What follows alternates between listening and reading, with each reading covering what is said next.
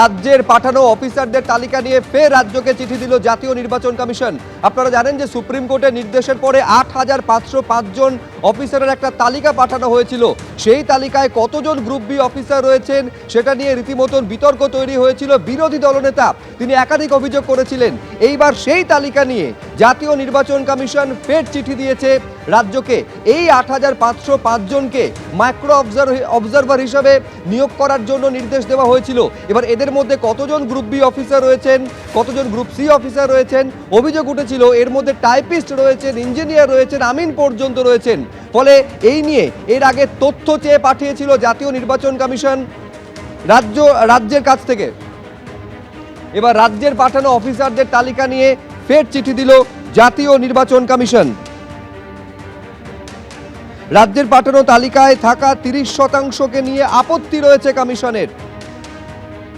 এই যে তালিকা রয়েছে সেই তালিকায় থাকা ৩০% অফিসারদের নিয়ে কমিশন আপত্তি জানিয়েছে। সেই আপত্তি সংক্রান্ত চিঠি নির্বাচন কমিশনের তরফে রাজ্যকে পাঠানো হয়েছে।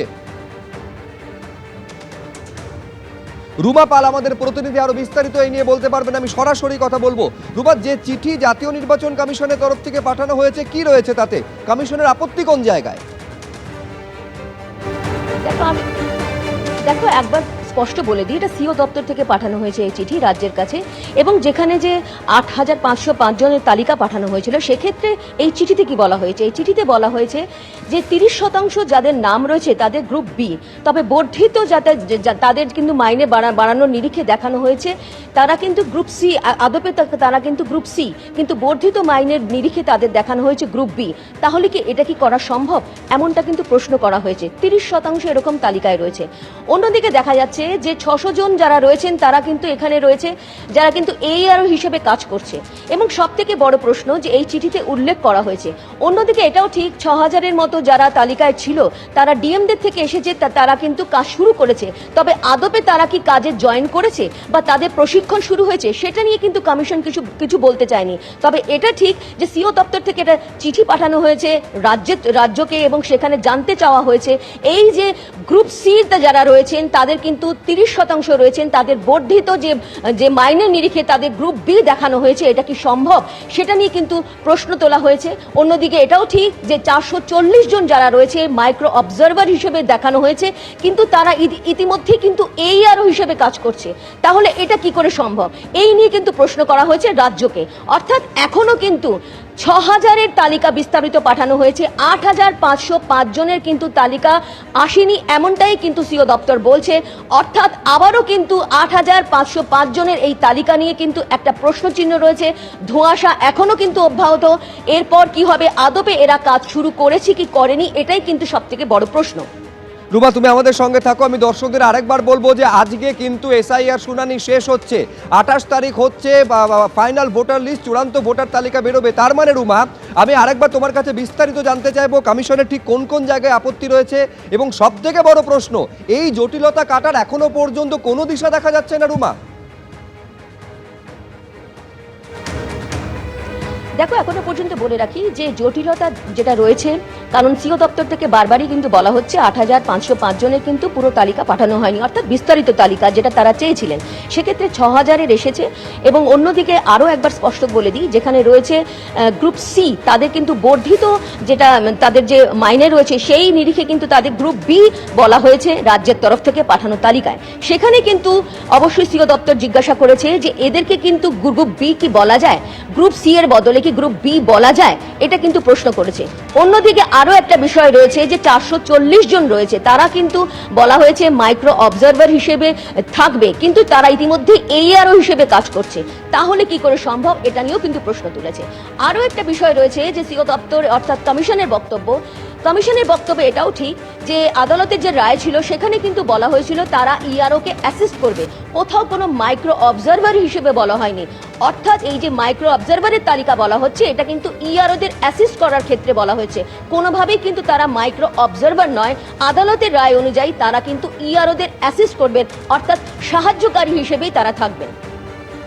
না, তারপরে জটিলতাটা এই প্রশ্নটা এই কারণে রুমা থেকে যাচ্ছে, তার কারণ হাতে তো আর খুব বেশি সময় নেই।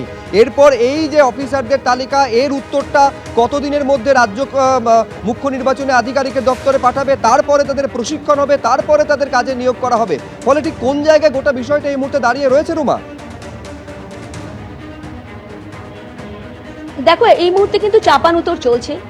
রাজ্যের তরফ থেকে অবশ্যই তালিকা পাঠানোর কথা বলা হচ্ছে, অন্যদিকে ডিএমদের থেকেও এসেছে যে তারা জয়েন করেছে, কিন্তু কমিশন এই বিষয়ে কিন্তু বলছে না তারা আদপে কাজ শুরু করেছেন কিনা, জয়েন করলে তারা কাজ শুরু করেছেন কিনা। কারণ কমিশন এর আগেও বলেছিল যে প্রশিক্ষণ প্রয়োজন, সেই প্রশিক্ষণের কথা ভাবা হচ্ছে এমনটা কিন্তু জানাচ্ছে কমিশন। অন্যদিকে কিন্তু আরো একটা প্রশ্ন তোলা হয়েছে, যেখানে কিছুক্ষণ আগেই বলছিলাম যে গ্রুপ সি যারা রয়েছেন, প্রায় 30% এরকম গ্রুপ সি রয়েছে, তাদের কিন্তু বর্ধিত যে মাইনের নিরিখে তাদের গ্রুপ বি দেখানো হয়েছে, এইটা নিয়ে কিন্তু প্রশ্ন করেছে যে এদের কি সম্ভব এটা করা। এটা নিয়ে কিন্তু অবশ্যই চিঠি দেওয়া হয়েছে সিও দপ্তর থেকে একেবারে রাজ্যকে। রুমা, তুমি আমাদের সঙ্গে থাকো। আমি দর্শকদের আরেকবার জানাবো যে এসআইআর শুনানি আজ শেষ হচ্ছে, ঠিক সেই দিনই সিইও দপ্তরের তরফে রাজ্যকে ফের চিঠি দেওয়া হলো এবং স্পষ্ট প্রশ্ন তোলা হলো যে তালিকা পাঠানো হয়েছে তার মধ্যে এরকম 30% রয়েছে যারা গ্রুপ সি অফিসার। এই গ্রুপ সি অফিসারের বর্ধিত বেতনের ভিত্তিতে তাদের গ্রুপ বি অফিসার হিসেবে দেখানো হয়েছে। এইটা করা যায় কিনা স্পষ্টভাবে সিইও দপ্তর প্রশ্ন তুলল এবং রাজ্য সরকারের কাছ থেকে তার জবাব তলব করেছে। গ্রুপ সি অফিসারদের বর্ধিত বেতনের ভিত্তিতে গ্রুপ বির সমতুল বলে দেখানো হয়েছে, তাদের গ্রুপ বি অফিসার হিসাবে গ্রহণ করা যায় কিনা মুখ্য নির্বাচনী আধিকারিকের দপ্তর থেকে পাঠানো চিঠিতে এই প্রশ্ন তোলা হয়েছে।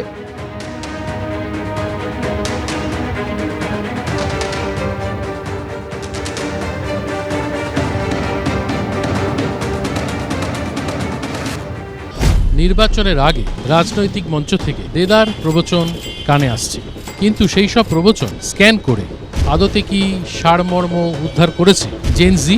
বোঝালেই তারা বুঝছেন নাকি অন্য কিছু ভাবছেন? চলুন আজ দমদম বিধানসভা কেন্দ্র ঘুরতে ঘুরতে দেখি জেনজি বলছে কি। আসুন আমার সাথে। আমি 10-এ 10 দেবো, কারণ এখানে উন্নয়ন খুবই ভালো। পুরো জিরো। অবনতির দিক থেকে তো 10-এ 10 নিশ্চিত, 10-এ 100 দেওয়া যেতে পারে। আপাতত 10-এ 10ই দেবো। লেবারেটি বেশি আছে, সেভাবে ইনকাম নেই, বেকারত্ব বেড়ে চলেছে, তো বেড়েই চলেছে।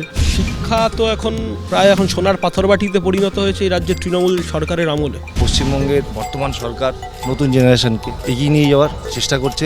চাকরি নেই, 6000-এর উপরে বেশি শিল্পপতিরা, শিল্পীরা আজকে পশ্চিমবাংলা থেকে মুখ ফিরিয়েছে। কার দৌলতে, কাদের জন্য?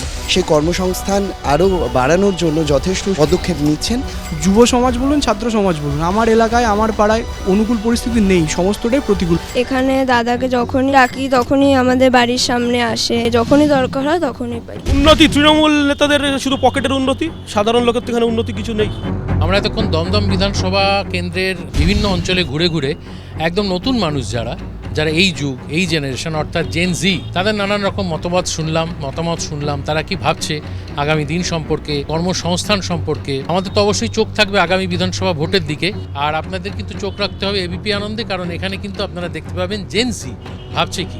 আজকে খানিকটা বোঝা গেল জেন জি ভাবছে কি, কিন্তু আরও অনেক বিধানসভা কেন্দ্র ঘুরতে হবে এবং নতুন ভোটারদের, নতুন মানুষদের, আগামী প্রজন্মের মতবাদটা আমাদের জানতে হবে, তাদের ভাবনা চিন্তা সম্পর্কে ওয়াকিবহাল হতে হবে, কারণ জানতে হবে, বুঝতে হবে যে তারাই কিন্তু আমাদের ভবিষ্যৎ। তাহলে আপনাদের চোখ থাকুক এবিপি আনন্দে এবং দেখতে থাকুন জেনজি ভাবছে কি। এবিপি আনন্দ, এগিয়ে থাকে, এগিয়ে রাখে।